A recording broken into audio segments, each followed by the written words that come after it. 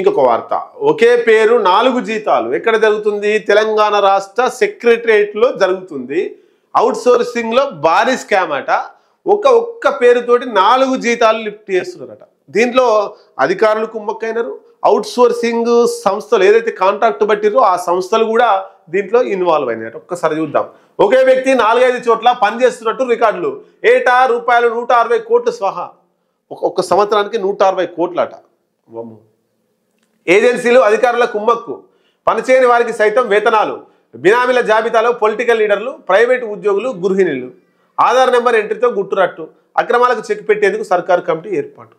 అంటే ఇప్పుడు రేవంత్ రెడ్డి వచ్చాక జరిగింది ఏం కాదు. ఇది గతంలో కేసీఆర్ ప్రభుత్వం నుంచి వచ్చినప్పటి నుంచి జరుగుతుంది. రేవంత్ రెడ్డి వచ్చినాక దీన్ని చెక్ పెట్టిండు. రాష్ట్ర సచివాలయంలోనే సంవత్సరానికి 160 కోట్ల స్వాహా అవుతుంటే ఏజెన్సీలు అధికారులు కుమ్మక్కైతే కేసీఆర్ సపోర్ట్ చేసిండా? సపోర్ట్ చేస్తేనే కదా కేసీఆర్ తోటి ఉండేటోళ్ళు, ఆ ప్రభుత్వంలో ఉండేటోడు ఎవడో పెద్ద లీడరో ప్రజాప్రతినిధి సపోర్ట్ చేస్తేనే కదా గింత దందా అయింది. ఆధార్ కార్డు తోటి లింకప్ చేస్తే బయటపడ్డాయట. ఒక ఉద్యోగి 4 చోట్ల పనిచేస్తున్నారు, 4-5 చోట్ల పనిచేస్తున్నట్టు రికార్డులు, శాలరీ ఎత్తారు. అట్లా ఎంతమంది ఉన్నారు? వాళ్ళందరూ శాలరీలు ఎక్కేస్తే 160 కోట్ల సంవత్సరానికి ఇట్లా తయారైంది.